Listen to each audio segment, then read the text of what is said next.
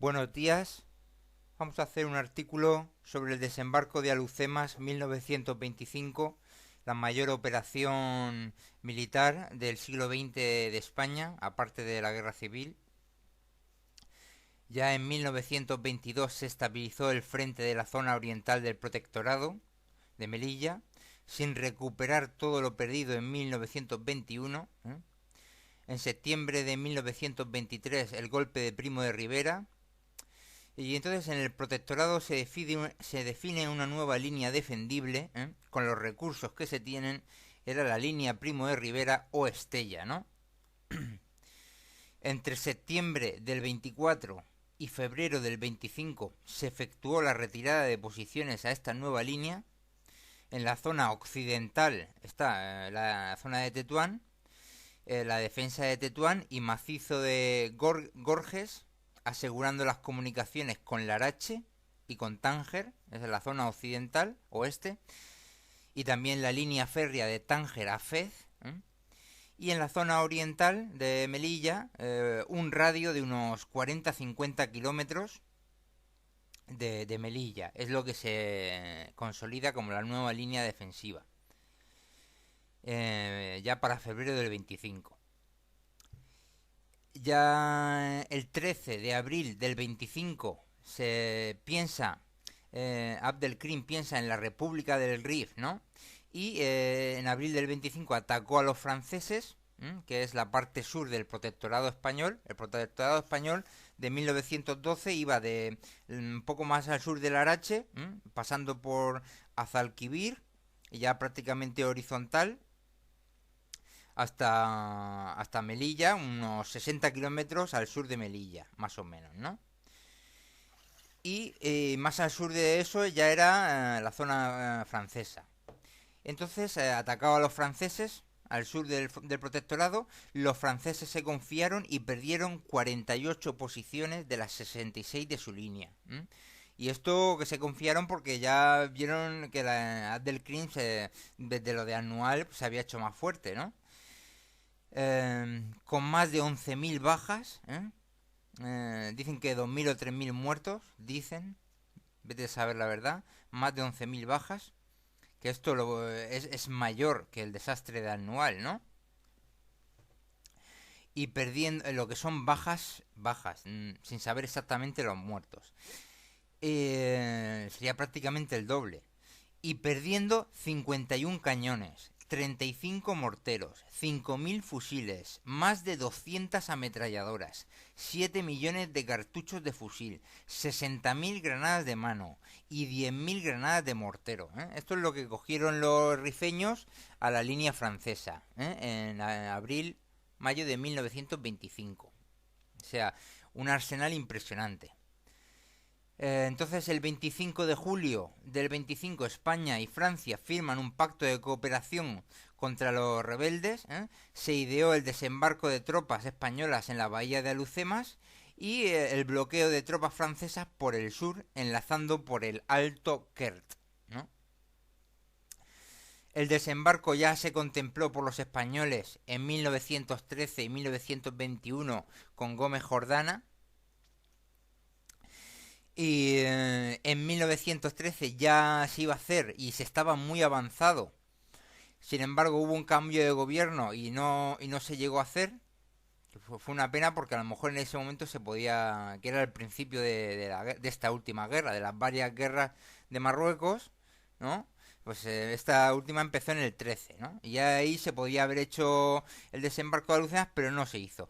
Y ya en 1921 también se contempló. Y entonces, desde 1924, una comisión del Ejército y la Marina realizó un profundo estudio de la operación en secreto. Se aconsejó efectuar el desembarco en las playas de Morro Nuevo e Ixdaín, ¿no? El plan era desembarcar 20.000 hombres y ocupar la zona Beni, Urriaguel y Bocoya, incluida Axdir, que era la capital de la rebelión, ¿no? Se pensaba que el enemigo tenía 10.000 hombres fuertemente armados, con 100 piezas de artillería y muchas ametralladoras y armas automáticas, o sea que la tarea no se presentaba fácil, ¿no?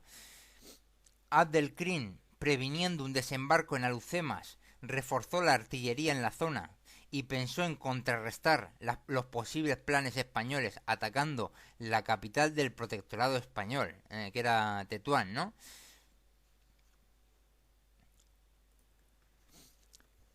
Puso al frente Abdelkrim del ataque a Tetuán a El Jormari, o conocido por los españoles como El Geriro, ¿eh?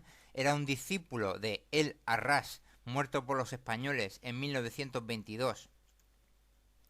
El Geriro, con su propia tribu, los Beni Ozmar, y otros rifeños, en total 3.000 hombres, con 9 cañones y muchas ametralladoras, ¿no? Bueno, hay que decir que lo que es el protectorado español eran unas 70 tribus, 70 tribus y entonces mucho terreno. eh, de Ceuta a Melilla son 300 kilómetros o así, y todavía hay más hasta Tánger. Y luego desde lo que es Tánger al sur hasta Larache, Mazalquivir, ahí hay 70 kilómetros, ¿no? Entonces es mucho terreno y son en total 70 tribus y bastante población. Muchas zonas son ricas de trigo y de cereales, muchas de ellas, y hay zonas que llueve. Eh, Seguimos. En total, unos 3.000 hombres para este ataque a Tetuán, con 9 cañones y muchas ametralladoras. El plan era destruir la línea de 10 posiciones españolas situadas en la cadena del Gorges, defendidas por solo 400 soldados, ¿no? Esta cadena de posiciones que es la antesala a Tetuán, con la posición de Kudia Tajar como principal espolón de la línea. Esta posición de Kudia Tajar está defendida por 137 hombres del regimiento del Infante número 5 y una batería de 7 centímetros. Una batería, pues lo probable es que sean 4 cañones, de 7 centímetros. Posición pentagonal, con un murete de piedra de 1,60 metros, con 7 tiendas cónicas, ¿no? Sin embargo, la aguada situada fuera a 2 kilómetros en el aduar de Dar Ghazi.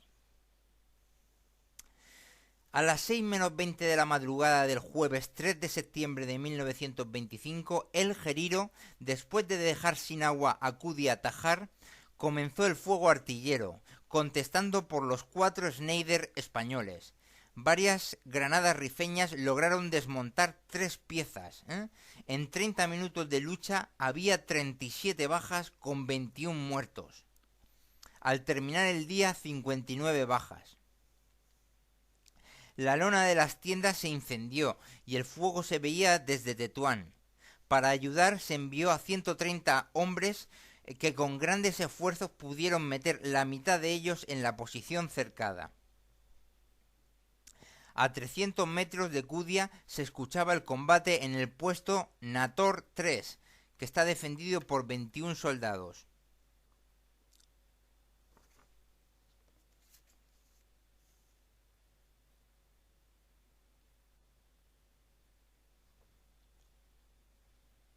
Al amanecer,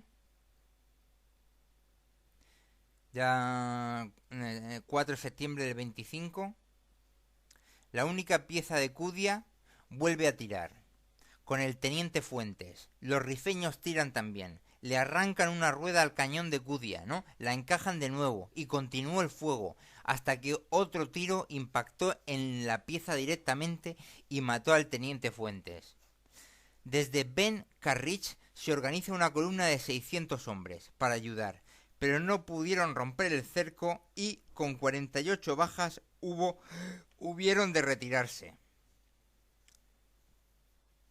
Estamos a 1 de septiembre y 16 aviones Breguet 19 realizaron 211 misiones, lanzando 428 sacos de provisiones sobre Kudia y 552 bombas sobre los rebeldes. Esos los aviones Breguet 19, en este auxilio de Kudia Tajar. El 5 de septiembre ya del 25, los defensores de Nator 3, la mayoría heridos, abandonan el puesto, ¿no? La retirada fue cubierta por el sargento Mariano Azcoz Cabañero, ¿no? Que con varias heridas y casi desnudo se defendió de los rebeldes, que lo rodearon. Pero él se había colocado en la zona de un acantilado y se precipitó voluntariamente por el acantilado, logrando sobrevivir y llegar al puesto de Nator primero, salvando la vida, ¿no? Y dicen los médicos que es increíble, que llevaba varias heridas, ¿no?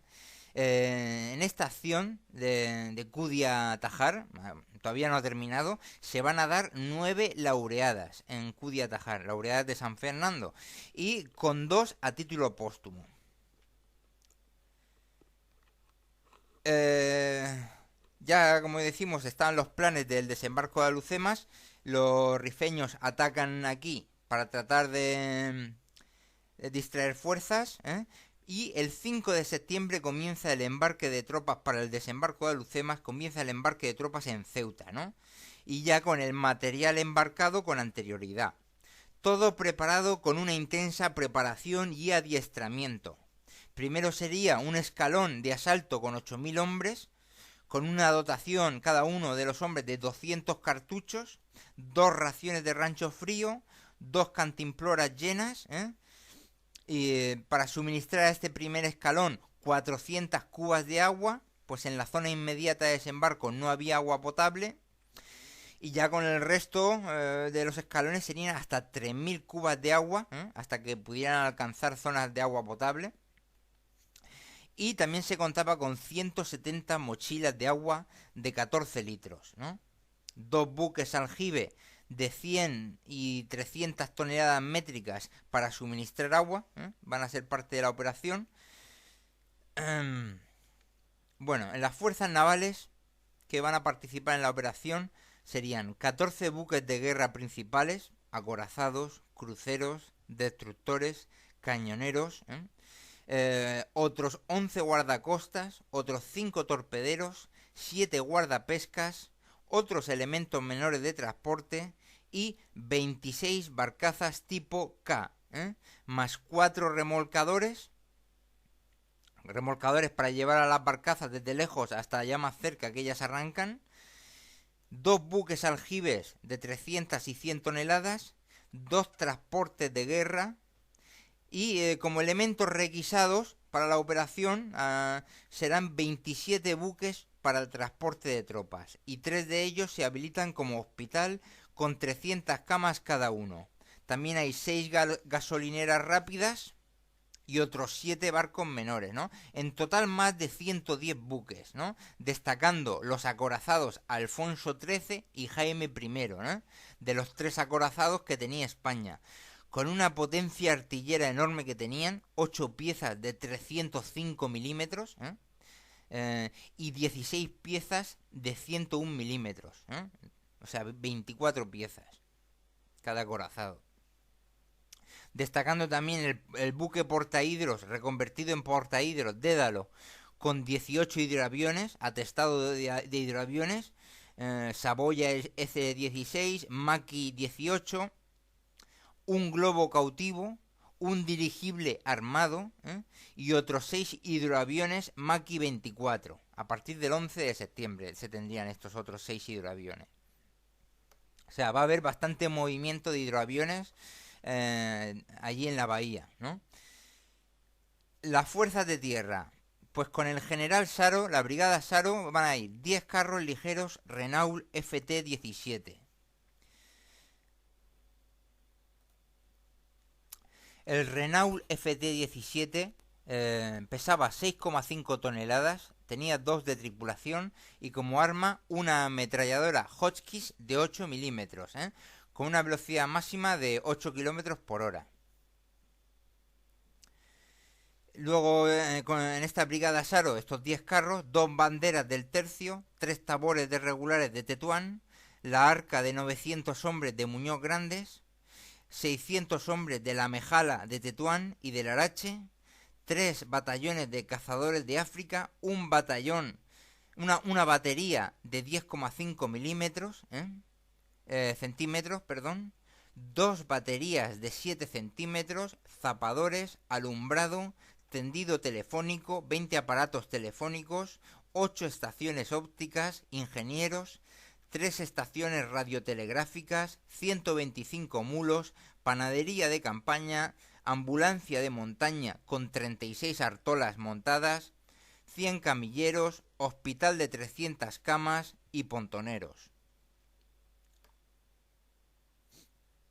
100 camilleros con 36 artolas y hospital de 300 camas, y también pontoneros. Con el general Fernández Pérez, un batallón de infantería de marina, 2 banderas del tercio, 3 tabores de regulares de Melilla, un arca de 600 hombres de Varela, 600 hombres de la Mejala de Melilla, un batallón de cazadores del África, un batallón de infantería del regimiento África, un batallón de infantería del regimiento Melilla, una batería de 10,5, una batería de montaña de 7 centímetros, parque móvil, zapadores, alumbrado, tendido telefónico con 20 aparatos, 9 estaciones ópticas, ingenieros, 3 estaciones radiotelegráficas, un equipo de sondeo, 125 mulos, panadería de campaña, ambulancia de montaña con 36 artolas y un hospital de 300 camas. O sea, que está bien provisto de todo para las bajas y de gente también, ¿no?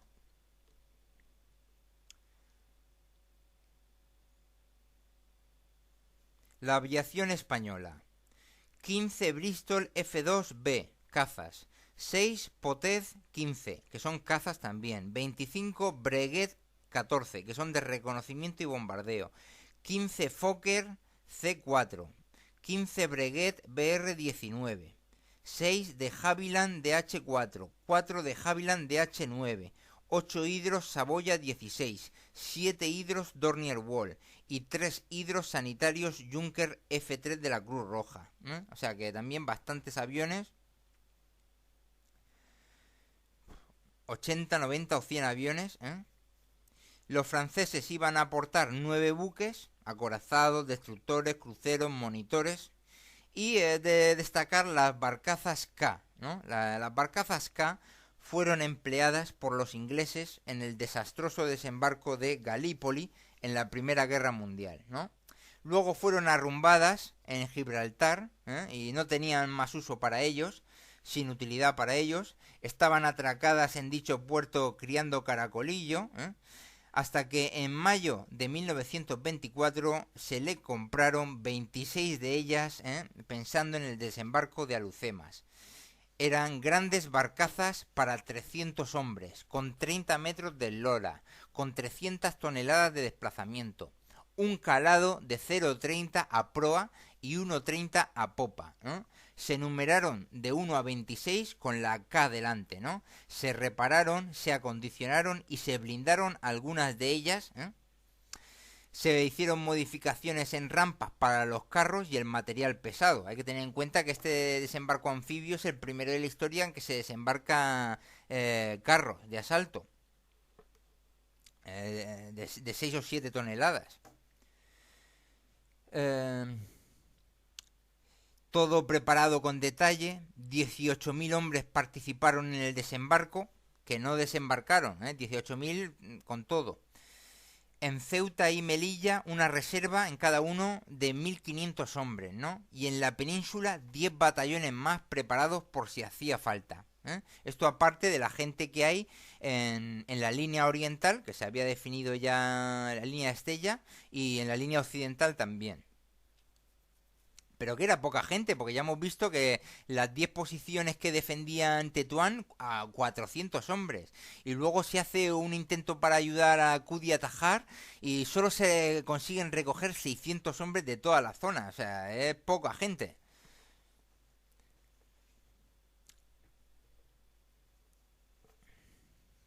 Y ya hemos visto que con qué se va a intentar esto. 2 brigadas, la del general Saro y la del general Fernández Pérez, la de Saro 2 banderas, 3 tabores, 5, arca de 900 hombres y mejala de 600 hombres, 1500 hombres más 2 banderas y 3 tabores, ¿no?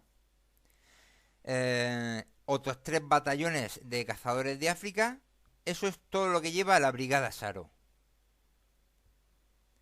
Y la brigada del general Fernández Pérez, un batallón de infantería, 2 banderas del tercio, 3 tabores de regulares, ya son 6 unidades, arca de 600 y mejala de 600, que son 1200, ¿eh? Y aparte un batallón de cazadores y un batallón de infantería del regimiento de África y un batallón de infantería del regimiento de Melilla. Esas son las 2 brigadas que se va a intentar desembarcar. Porque es que esto es lo que se cita, ¿no? Pero luego se dicen también otras cosas, que si 18.000. Luego ya se va bajando más gente, ya cuando se avanza en el 1926, cuando ya se meten más para adentro.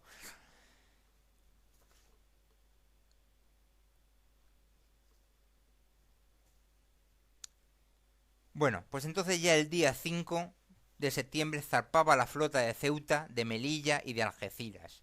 El 7 de septiembre malas condiciones atmosféricas y de mar.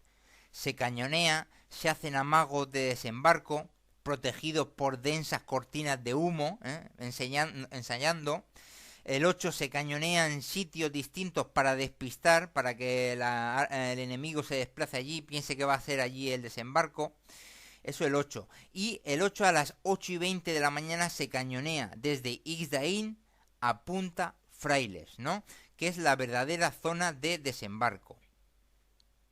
Sin embargo, en la noche anterior se habían dispersado con la fuerte manejada las barcazas K, las consiguen reunir, y los remolcadores tiran de ellas, ¿no? La primera oleada de barcazas K será escoltada por guardacostas. Recibe un intenso fuego, con 6 muertos en 3 de los guardacostas. Los remolcadores sueltan las primeras barcazas a 1 kilómetro de la playa, y ya luego sus motores autónomos, ¿no? Hay que decir que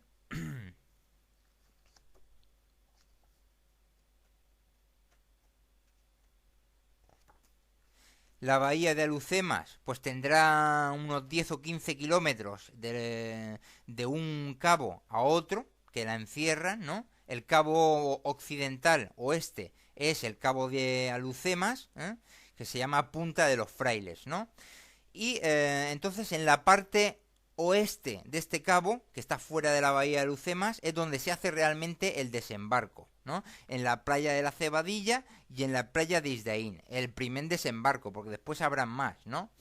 En esta punta está el poblado de Alucemas y las primeras barcazas quedaron a 50 metros de la playa, no pudieron bajar los carros y la artillería,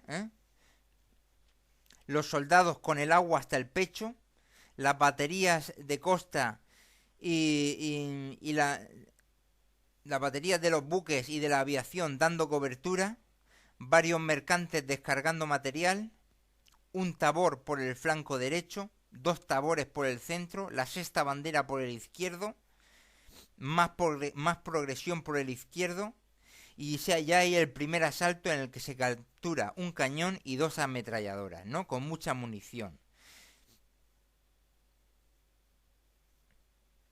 Y se coronó el Monte Rocoso.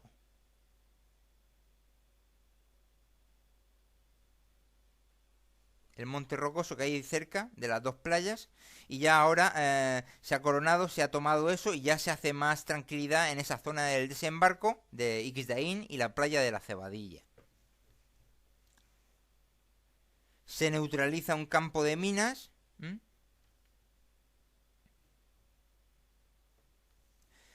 Se dividió el frente en 2 cuñas de penetración, por la derecha la columna Martín y por la otra la columna Franco.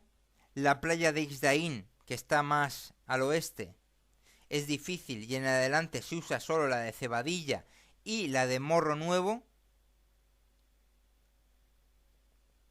que está, Morro Nuevo está ya en la punta misma, ¿no? La punta misma, el cabo que desde ese cabo hacia el este empieza la bahía de Alhucemas, ¿no?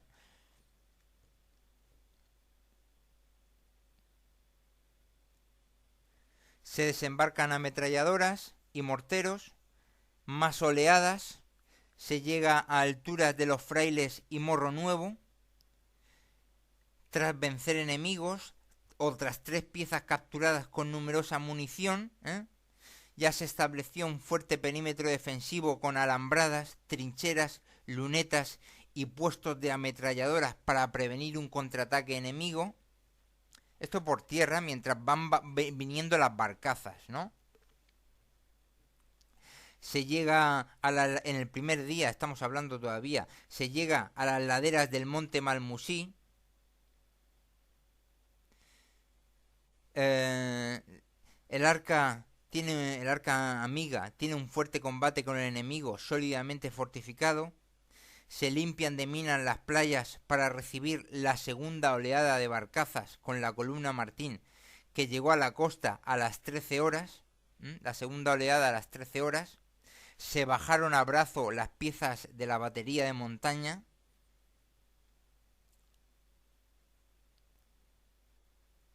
Las barcazas vuelven a por la tercera oleada, que es la columna Campins, que llegan a la costa a la 1:30 de la madrugada, ya del 8 al 9 de septiembre de 1925.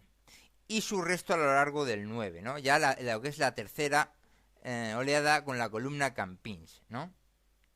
Hay que decir que si eran 26 barcazas y son 300 hombres por barcaza, pues estamos hablando 4.000, 5.000, 6.000 cada oleada, ¿no? Entonces aquí se citan 3 oleadas, ¿no? Pues que se habrán puesto a lo mejor 15.000, 18.000, ¿no? En el primer día se pusieron 8.000, en el 8, 8.000 hombres, que fue con lo que se hizo este primer perímetro fuerte.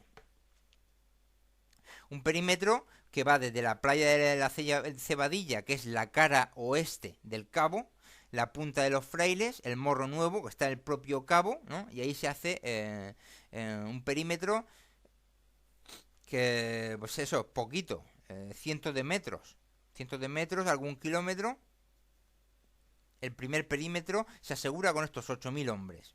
Y ya en la madrugada sigue bajando gente, en la noche del 8 al 9, y el resto a lo largo del día. Las escuadrillas de aviación bombardean y ametrallean las posiciones enemigas a baja altura, tanto que la explosión de las bombas da a los propios aparatos. Un avión es alcanzado por el enemigo y cae al mar, pero su tripulación es rescatada. En estas primeras oleadas se consumieron 265.000 cartuchos de Mauser, 500 granadas de mano, 230 granadas de mortero, 530 granadas rompedoras de artillería y 25 cartuchos de iluminación. Las bajas fueron 12 muertos y 91 heridos, ¿no? En estos 2 primeros días de establecer una cabeza de playa fortificada. Durante el día 9 se termina de desembarcar la columna Campins y se emplazó la tercera batería de obuses. Los carros de asalto se descargaron y se emplazaron en el flanco derecho. Fuertes rachas de viento que complican el desembarco. La flota francesa abandona las aguas de Alhucemas. El 10 se consolida la primera línea con 3 baterías de artillería y se desembarca la Mejala de Fernández Pérez. Eso el 10. Y se retiran 2 banderas del tercio y un tabor de regulares para intentar liberar Cudiatajar, lo que hemos dicho donde estaba el Geriro, ¿no? Se intenta retirar de esta cabeza de playa fortificada 2 banderas del tercio y un tabor de regulares. El mismo día 10 llegan a Tetuán, y estas 3 columnas intentan romper el cerco, pero el enemigo está afianzado en las alturas y rechaza el primer intento. El día 12 otro intento general con 36 piezas de artillería, ¿no? Hay una lucha encarnizada en el bosquecillo de Dar Gazi, que es donde está la guada de Kudia Tajar. Los legionarios y los regulares derrotan a las fuerzas de El Gerido y se consigue conectar con la posición a costa de 120 bajas con 50 muertos, el enemigo dejó más de 125 muertos cadáveres enemigos, ¿no? Y el Gerido se retira en estos combates fuertes del bosquecillo. En Alucemas, el día 11, hay un intenso duelo artillero entre gran cantidad de piezas rifeñas y españolas y de los buques. A las 10 de la noche el enemigo ataca toda la línea con fusil y granadas. Más presión en la casamata del cañón de Morro Nuevo, que es el flanco izquierdo, ¿no?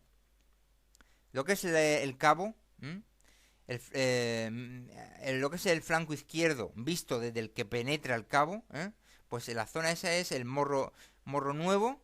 Más para adelante, esto es ya en la zona este del cabo, más para adelante los islotes, la Cala del Quemado, el Morro Viejo. Y lo que sería el flanco derecho del que avanza, pues está el poblado de Alucemas, se viene de la playa de la Cebadilla, y ahí se encuentra con la zona de los montes Malmusí, ¿no? Bien, entonces el enemigo presiona con más fuerza la casamata del cañón de Morro Nuevo en nuestro flanco izquierdo y lo consiguen ocupar esta casamata tras acabar con la guarnición. Llegan refuerzos del Arca de Varela y de la Mejala de Melilla y con granadas de mano retiran al enemigo. A las 5:30 de la madrugada los rifeños se retiran. Desde las 10 de la noche ataca toda la línea y a las 5:30 el enemigo se retira con fuertes pérdidas. El 12, o sea, esto tiene que haber sido un combate fortísimo, ¿no? Porque fue cuando atacaron, reunieron tropas, se ve numerosas, los rebeldes, y atacaron esta cabeza de playa fortificada, pero fueron rechazados con fuertes pérdidas. El día 12 se fortificó una segunda y tercera línea, y se construyeron los caminos cubiertos entre estas líneas. A las 11 de la noche vuelven a atacar el flanco izquierdo y son rechazados de nuevo con fuertes pérdidas, y a las 4:30 de la madrugada vuelven a retirarse. Combates de 5 o 6 horas.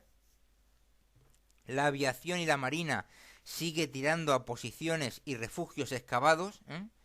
Las tropas permanecieron en este perímetro fortificado de tercera, segunda y primera línea hasta el 22 de septiembre, que entonces ya, cuando se ha acumulado material y gente suficiente, se realiza un reconocimiento en profundidad del enemigo. Comenzó a las 5 de la madrugada, son recibidos con fuerte fuego y a las 7 de la mañana se da por concluida la operación. Para valorar las 7, será a las 7 de la mañana o a las 7 de la tarde, será a las 7 de la tarde posiblemente. Se da por concluida la operación para valorar el fuego y el número del enemigo, valorar sus obras de fortificación excavadas en las estribaciones de los montes Malmusí, cuya toma abriría el camino a Axdir, capital de Beni Urriagel.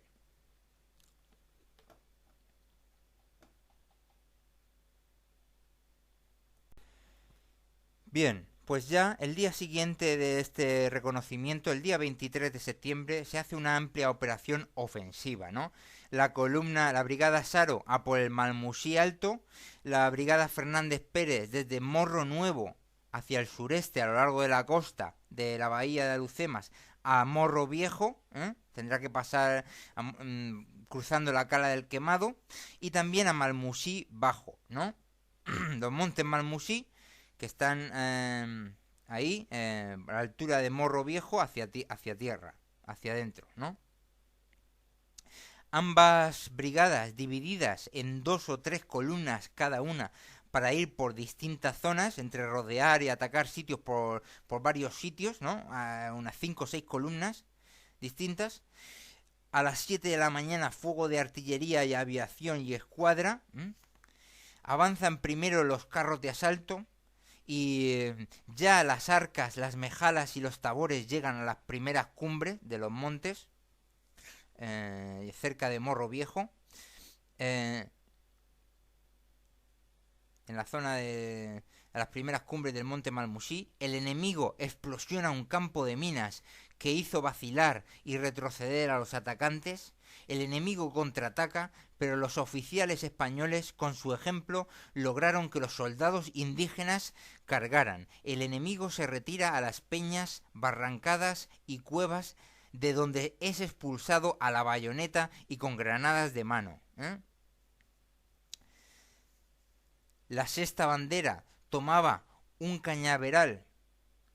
La sexta bandera y la séptima bandera que van por los montes Malmusí, ¿no? La zona más metida, más alejada de la costa de la bahía de Lucemas, ¿no? Sería el flanco derecho según se avanza. La sexta bandera tomaba un cañaveral desalojando al enemigo con combate fuerte al arma blanca, mientras la séptima bandera y los carros de asalto envolvían al enemigo por la izquierda, ¿no? Machacándolo literalmente, aquí en la zona esta. La gente del general Fernández Pérez, el Arca y Mejala fueron recibidos con fuego de fusilería, armas automáticas y cañones, desde el Malmusí Bajo. Se resguardan en casas en ruinas donde rechazan los contraataques, ¿no? Llegan refuerzos, se ataca de frente y del revés, por el Arca, con carros de asalto y artillería, y el enemigo se desbanda, se les causa numerosas bajas en el Malmusí Bajo. Fuerzas de la Mejala avanzan, ya hemos visto dos rodeos distintos, que han hecho aquí las banderas y también las arcas, con los carros de asalto, ambos. En ambos sitios, Malmusí Bajo y Montes Malmusí, más adentro, más tierra adentro. Fuerzas de la Mejala avanzan dejando, esto ya por la costa, fuerzas de la Mejala avanzan dejando embolsamientos y focos rebeldes en la zona de Cala Quemado. En vez de atacarlos, como ya se ha abierto paso por una zona que se ha tomado, se consigue rodear, y entonces se queda embolsado esa zona. De las labores de limpieza se encargaron tropas del tercio, limpiando casamatas, caminos cubiertos y cuevas. A las 9:30 de la mañana se coronaba el Morro Viejo, que está al sur ya de Cala Quemado, al extremo de Cala Quemado. Se retiran heridos y muertos propios, se remuniciona. A las 13:40 se rodea también la loma del Almiar. Se le rodea y se comienza a limpiar la loma, las quebradas y las cuevas, y se recogen 51 cadáveres enemigos en esta loma. A las 18:25 se inicia otro despliegue de tropas, pero para consolidar el terreno ocupado, ¿no? El enemigo, seriamente quebrantado, no opuso resistencia. El perímetro español se amplió y ahora contaban con 2 manantiales de agua potable, ¿no? Y ya el 24, al día siguiente, desembarco de tropas y material, aprovechando la cala del Quemado que se ha tomado.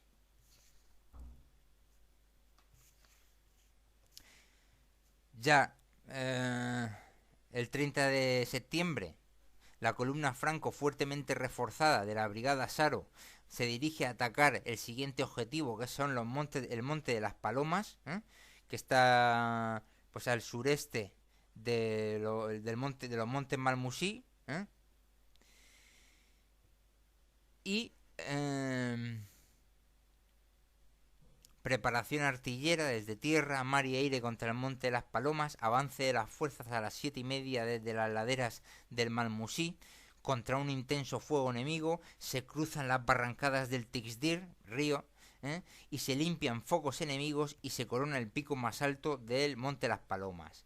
La aviación atacó por error al arca propia y a los regulares pensando que eran enemigos, causándoles numerosas bajas, ¿no?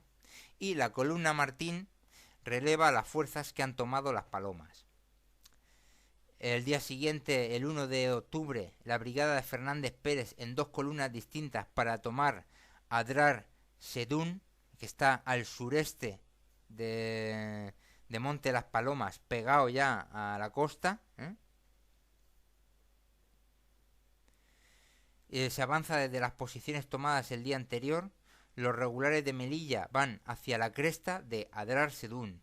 El Arca y el Tercio van a la parte baja de Adrar Sedún. Y los regulares de Tetuán y la Mejala hacia la cresta del monte Amecrán. En la parte baja, violentos ataques y el enemigo se retira abandonando 2 cañones, una ametralladora, un fusil ametrallador, muchos fusiles y municiones, prisioneros, heridos y muertos. Esto en la parte baja del Adrar Sedún contra el Arca y el Tercio. En la cresta del Amecrán, con los regulares de Tetuán y la Mejala, violento combate, pero el enemigo es desalojado y se captura otro cañón. Se comienza a fortificar la cresta, pero el enemigo contraataca con fusil y mortero y es rechazado tras 1 hora de combate.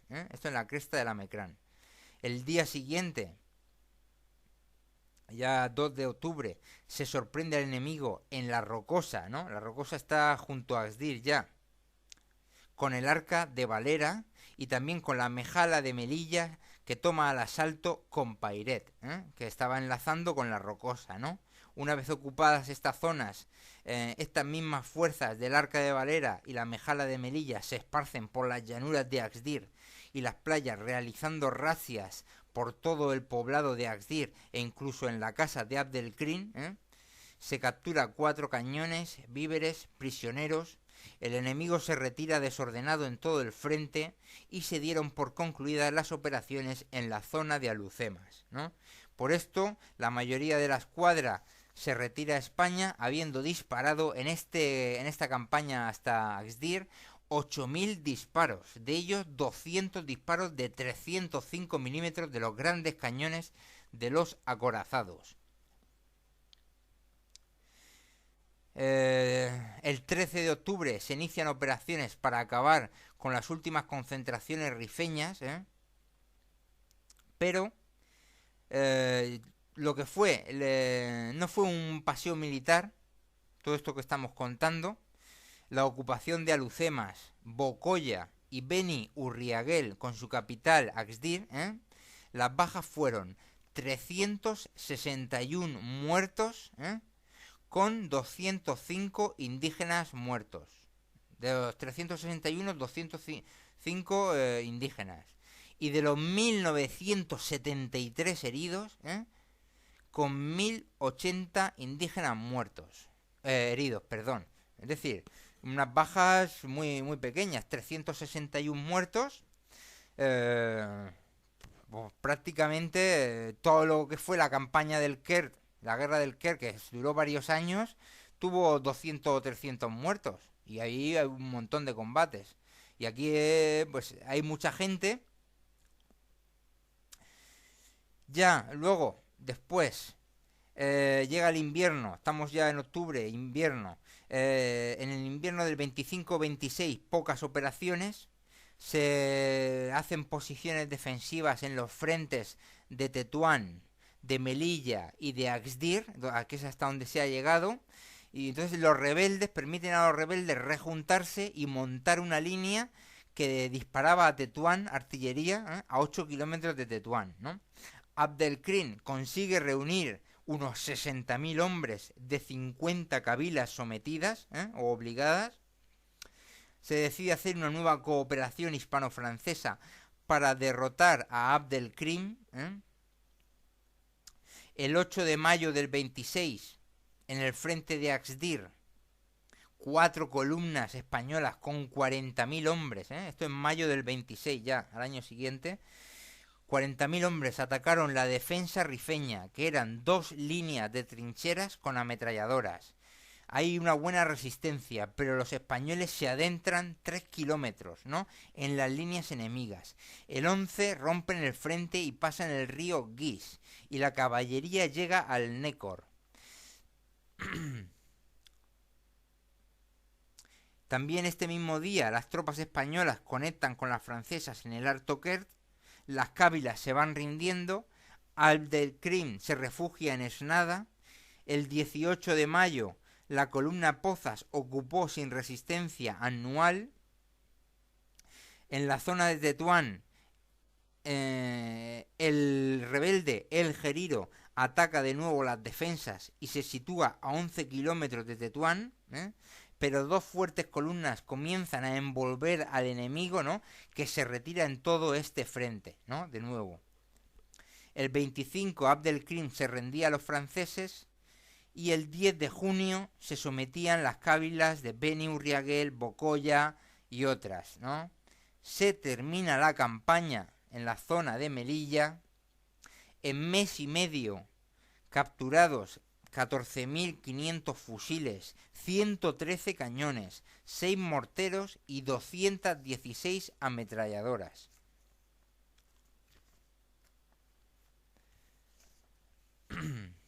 Esto en la zona de Melilla, en un mes y medio, durante el 26. En la zona occidental, el 12 de junio, operaciones sobre Gomara. El 10 de agosto, Sauen, limpieza de Yebala, empleándose muchas tropas indígenas del Maxén. Y el 9 de julio del 27 se pone final ya para siempre a las campañas de África desde 1913. Bueno, a estas desde 1913, porque hay anteriores, ¿no? En 1909 ya hay campañas, pero esta que venía de 1913 y se pone ya final, se considera pacificado el protectorado y sumisión al Mahzen jerifiano de aquellas tierras. ¿Y quién es el Mahzen jerifiano? Pues yo no lo sé, ¿no? Será el sultán a lo mejor, con los acuerdos que hay de los protectorados y tal. Porque hay que decir que es que las tribus rifeñas no rendían al sultán. Entonces España las conquistó para el Maxén. Y ahora vamos a ver cómo lo cuenta un poco Francisco Franco en su diario de Alucemas. Lo vamos a resumir un poco. Volvemos atrás, 8 de septiembre, en la playa. 8 de septiembre del 25, desembarco en la playa. Amanece con los barcos alejados y el convoy desorganizado. La corriente arrastra hacia occidente a los barcos. Se invierte tiempo en agruparlos de nuevo.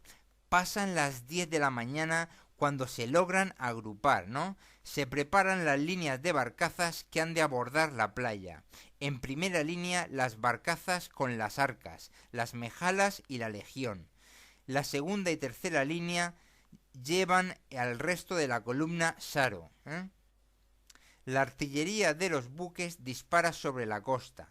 El enemigo hace fuego de cañones y ametralladoras sobre las barcazas. Las barcazas a 1000 metros de la ribera. La suerte está echada. Ya cae fuego de fusilería enemiga. Caen las planchas de desembarco a 50 metros de la orilla. La salida de los tanques que debían preceder a las fuerzas se hace imposible. Los instantes son críticos. La corneta suena el toque de ataque y salen los arqueños y legionarios, con el agua al cuello y en lo alto los fusiles, rápidamente hasta la orilla y ya trepando por las arenosas acantilados. Ya se afianzan las primeras ametralladoras propias y especialistas. Por la izquierda avanzan los legionarios. Una compañía metida en el agua marcha por las peñas costeras a rodear donde se encuentra el enemigo. Se le rebasa, se escalan pedregosas alturas hacia el Morro Viejo. Legionarios y arqueños se apoderan de la primera obra defensiva del enemigo con un cañón de montaña y 2 ametralladoras, ¿no? Se rebasan los campos de minas enemigos. La primera y segunda fase se cumplen como previstas, como estaba previsto. Bien, la Mejala ocupa su puesto en el combate, la séptima bandera hacia el suyo, hacia la ocupación de las baterías de El Fraile.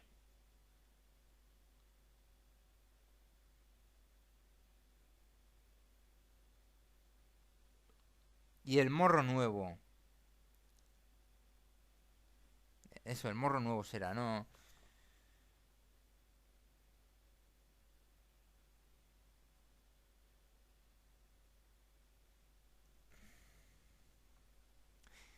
Como decimos, La séptima bandera hacia el suyo, hacia la ocupación de las baterías del Fraile y el Morro Nuevo. Escalan por las vaguadas la cresta. Pronto la bandera de Valenzuela corona la parte alta de los fuertes. Los defensores caen ante nuestro fuego. Son las 3 de la tarde, con 3 cañones capturados en sus baterías del Fraile y Morro Nuevo, ¿no? Hemos visto aquí cómo se ha coronado una parte alta de donde estaban las posiciones enemigas y desde ahí se le ha hecho fuego. En el flanco derecho, los regulares se fortifican sobre el terreno ocupado, con arcas, con los ingenieros. No obstante, el fuego enemigo se trabaja rápidamente. En estos momentos, todos los combatientes son también zapadores, profundas trincheras, lunetas, caminos de zapa y abrigos para ametralladoras, ¿no? Estamos hablando por la playa de la Cebadilla y la playa de Ixdaín. Llegada la noche, todo el mundo vigila, las ametralladoras dispuestas, los morteros cubriendo las contrapendientes y barrancos, los sostenes dispuestos a reaccionar rápidamente. A la derecha, según se avanza, el monte Malmusí. En sus laderas algunas trincheras, edificaciones, cuevas del enemigo. Al frente el monte Bengiar, a unos 400 metros de nosotros. Desde su meseta, los cañones de 7,5 de procedencia francesa disparan rompedoras, impotentes contra nuestras posiciones. Los soldados toman a broma la artillería rifeña. Sus fuegos duran lo que tardan en ser descubiertas las piezas por nuestros artilleros o por la escuadra. El Jebel Selem y la Rocosa aparecen también artillados y guarnecidos, ya más cerca de Asdir, y a su pie la isla de Alucemas. Saltamos a otro capítulo de Diario de Alucemas de Francisco Franco, resumiéndolo. 22 de septiembre del 25. Detención en la Cebadilla. Lentos los días de espera haciendo vivac en la Cebadilla y Morro Nuevo. La columna Saro, que ocupó en los 3 primeros días todo el frente de la extensa línea, se afianza en ella como base del futuro avance. Las tropas trabajan en la fortificación y el abrigo contra el fuego enemigo. Los marinos bajan material y víveres. Siguen las explosiones negras y potentes de las rompedoras francesas. En el extenso frente se ocultan a nuestra vista una docena de cañones enemigos y también tiran contra la playa. Hay movimiento de camilleros. Nuestras baterías, desembarcadas el primer día, se dedican a una extensa zona con limitado municionamiento por el desembarco. A partir de los siguientes días del desembarco, la intensidad del fuego enemigo aumenta, causando algunas bajas en el vivac de las columnas. Se ordena reconocimiento por las arcas de Muñoz Grandes y Varela, que sostienen en flanco derecho un duro encuentro con el enemigo, que muestra su situación y fortalezas en cuevas y barrancos. Hecho el reconocimiento, regresan las fuerzas, con bajas de oficiales como el capitán Vescansa, siempre al frente de sus arqueños, disputándoles el primer puesto. El capitán Vescansa, que en las oscuras noches atacaba convoyes enemigos, capturándoles sus cargas y sus municiones, o el oficial Pérez de Lema, o Elizagárate, ¿no? También el capitán Zabalza, de regulares, con una bala en el pulmón. El capitán Cardeñosa, del Arca de Valera, famoso por la acción de regulares del Arache. Mañana serán vengados estos oficiales que siempre van al frente de sus arqueños. Esto fue el día del reconocimiento ese. Bueno, el 23 hay combate, está así. Pasamos a otro capítulo de una selección, el día 24 de septiembre de 1925, y se titula Los carros avanzan por el llano. Se prepara la operación de despliegue. Se estudian los borradores de panorámicas pintadas por el señor Gott. ¿Eh? Eso es, como se pinta, desde los globos y tal, se pintan las cosas. Eh, Se enumeran los puntos enemigos y los puntos de concentración de gente para las últimas horas de la noche, acumular la gente para el despliegue del día siguiente. Sobre las 7:30 llega el bombardeo a los puntos enemigos, llegan aviones, artillería, buques. Llegó la hora señalada. Las guerrillas se lanzan sobre las barrancadas de los islotes, esto en la costa. Por el frente, los arqueños de Muñoz Grandes hacia las primeras alturas, la Mejala, el Tercio, los regulares de Tetuán por el flanco derecho. El enemigo atrincherado en las primeras alturas y grietas, las arcas llegan bajo fuego enemigo por las pendientes del Arenal. Escalan, la lucha se empeña, bombas de mano tras bombas de mano. Explota alguna mina enemiga. Reciben granadazos de fusil. Momentos críticos, cuando explota, esto es será cuando explota el campo de minas o algo así. Explota alguna mina enemiga, reciben granadazos de fusil, momentos críticos, el enemigo se anima, recorona las lomas el enemigo, las arcas se abrigan en las laderas para sostenerse, la Mejala en la izquierda es frenada por el enemigo atrincherado, enlace con la artillería, fuego, asalto de la legión a las alturas, hacia el frente y el flanco, más artillería, de nuevo los arqueños, bombas de mano, duro empeño en las alturas de la izquierda, pero se reducen los focos y las cuevas. En los cañaverales también ha habido combates importantes. La primera fase completada, ¿no? Se prepara para el asalto de los Cuernos de Sauen. La lucha en la izquierda y por las calas de los islotes y Quemado. Lucha en la izquierda por las calas de los islotes y Quemado. Avance sobre el Morro Viejo y posiciona con el enemigo rodeado y vencido. Se recogen muchos cadáveres y armas enemigas. Esto en la zona del Quemado, cuando se llega al Morro Viejo y posiciona. Los carros de asalto avanzan por el llano apoyando a la derecha el avance de ese flanco. Se prepara el asalto de los Cuernos de Sauen donde el enemigo parece parapetado. Se remuniciona y se hacen repuestos de granadas, porque se utilizan muchísimo. La batería de montaña llevada a brazo. Eso, la batería de montaña llevada a brazo acompaña a las guerrillas. Las baterías de campamento preparan. A las 11 menos cuarto se da el avance a las últimas crestas y cuernos por los arqueños y legionarios, coronándolos y persiguiendo al enemigo por barrancas y cañadas. En el flanco derecho, un tabor de regulares avanza hacia un importante espolón de casas, para cerrar por allí las barrancadas donde el enemigo oculta sus heridos y hace fuego. Por allí se lanzan también una compañía de legionarios con sus granaderos en vanguardia, siempre los granaderos en vanguardia, rodeando la zona y limpiando las cuevas, que no se terminan de limpiar los focos hasta el día siguiente, recogiendo al enemigo numerosos muertos y heridos, ¿no? Y entre los muertos del enemigo varios europeos. Todas las fuerzas se fortifican y pernoctarán en las posiciones conquistadas. Otro capítulo, ya el 26 de septiembre del 25, el Jebel Malmusí.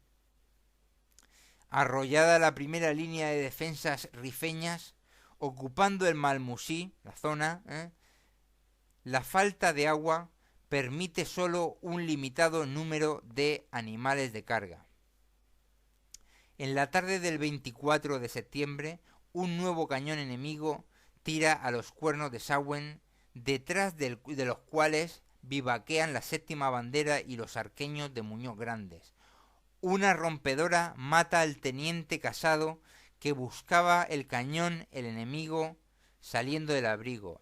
El teniente Casado había salido del abrigo para buscar ese cañón que les estaba tirando, ¿no? Y desgraciadamente lo mató.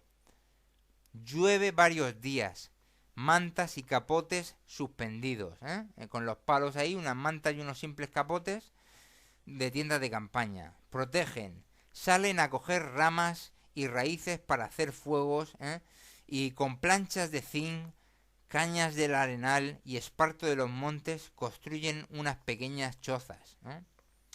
De repente se presenta un legionario fatigado de su carrera, había salido por leña hacia a la zona del enemigo y ha visto un cañón cubierto de ramaje, preparado con cuerdas y correas para ser transportado. Está por la barrancada del Tisdit, del río, oculto de la vista de nuestros puestos. Y este era uno de los cañones que buscábamos, ¿no? Que buscaba el teniente, que murió. Se prepara una expedición de 40 hombres que por una barrancada a cubierta, que conduce al río Tisdit, y de uno en uno se emboscan de uno en uno donde está la pieza y de repente la asaltan, ¿no? Asaltan la pieza, la cogen y sacan a la pieza, van tirando de la pieza y la sacan a la parte descubierta. Recorren 1 kilómetro, escaso de llano, y le ponen la pieza al abrigo de la ladera, ¿no? Las ametralladoras y el servicio, que ya estaban atentos a que venía la pieza, que la traían, y el enemigo se apercibe de este robo de la pieza y empieza a tirar los tiros, los pacos suenan, pero los nuestros se alejan y el cañón es nuestro. Pasan los días, se preparan y adelantan las baterías de apoyo, se habilitan pistas y caminos, se adelantan depósitos de municiones y víveres, los croquis, los panorámicos ahí pintados, hay tiroteo por el Monte de las Palomas y Tamara, también hay tiroteo en el centro del Tisdit, del río, aquí la segunda bandera con el comandante Borrás héroe de Cudia Tajar, El comandante Borrás muerto el 28 de septiembre a ser herido de bala en la médula mientras recorría el frente de sus fuerzas, y muere envuelto con la bandera de España, como había pedido él mismo, antes de morir que le envolvieran en la bandera. Luego, otro ejemplo, el 30 de septiembre del 25, el avance a Las Palomas. El avance al monte de Las Palomas y Bullibar es la tercera etapa para avanzar sobre Asdir. La columna Saro irá a por el monte Las Palomas y distintas casas fortificadas desde Malmusí. La columna Fernández Pérez avanzará paralela a la costa sobre Taramara y Bullibar y abordar desde aquí la parte sur del monte Las Palomas, ¿no? Enlazando con las fuerzas de la columna Saro y rodeando el monte de nuevo para limpiarlo, ¿no? El monte Las Palomas. Las tropas se concentran durante la noche en los pliegues del terreno y próximos a los forzados pasos del profundo cauce del arroyo del Tisdit. Sale el sol, fuego de artillería en Malmusí, los obuses de 105 tiran sobre las casas y chumberas de las laderas de Las Palomas. La escuadra también tira, los arqueños bajan al cauce del Tisdir y por sendas y pasos que conocen lo cruzan a las laderas opuestas. Estos arqueños son un poderoso auxiliar para las columnas. Al cruzar el Tisdit, el fuego se generaliza, se dilatan las filas por las cañadas y los repliegues y el enemigo se retira. En otro sitio del barranco, una compañía de ingenieros habilita pasos en el barranco, con los regulares de Tetuán y los legionarios. En la cumbre del Tamarara, la artillería lo bate. La escuadra de flanco y de revés también lo bate. Entre tanta explosión, los defensores huyen de las trincheras del Tamarara. En la derecha, la resistencia en siguientes casas y collados. Los arqueños esperan la llegada de la columna. Llegan las ametralladoras a las cumbres y llegan rendidos por el peso de las máquinas, ¿no? Tabletean las máquinas del tercio y de regulares. La artillería intensifica el fuego. Los arqueños reforzados por los regulares ocupan las casas y la loma es barrida por los fuegos de fusil y cañón. En este asalto es herido el comandante de la Arca, Muñoz Grande. En Las Palomas se manda a una compañía de la Legión a reforzar a los arqueños, que están parados frente a la resistencia. Están en una casa fortificada... No, frente a la resistencia que hay en una casa fortificada y en las barrancas inmediatas, ¿no? Se manda otra compañía más de la misma bandera, va para allá también, ¿no?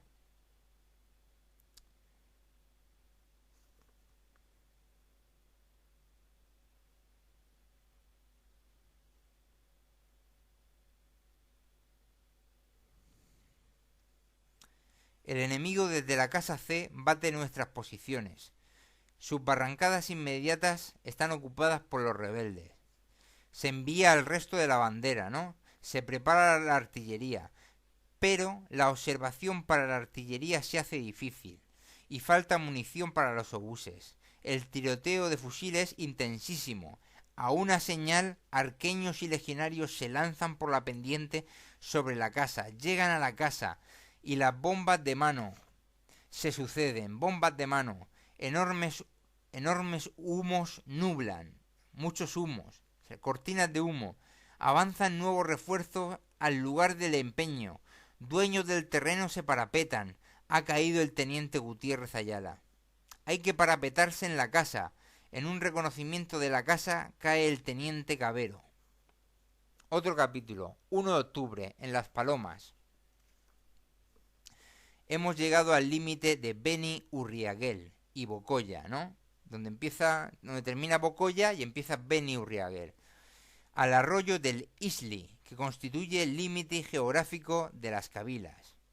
Terrenos ondulados de Axdir y Tafías, en las que el trigo y la cebada de rojizas y productivas tierras dan a la Kabila importante granero.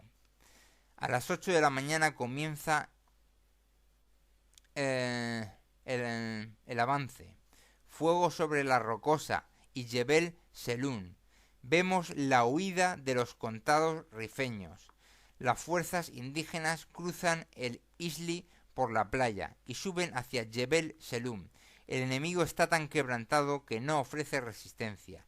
Lo mismo sucede en el monte Amecrán y sus cresterías, que son limpiadas por los regulares. La fortificación en el Amecrán avanza. Se vivaquea en la zona ocupada. Se despiertan por las explosiones del mortero enemigo sobre los altos del Amecrán y las granadas de mano de sus defensores. 2 de octubre del 25 en el poblado de Abdelkrim, ante la huida enemiga de la Rocosa y casas enemigas, el poblado de Abdelkrim es razziado por los propios indígenas. Se coge de todo, por todo el mundo como un trofeo.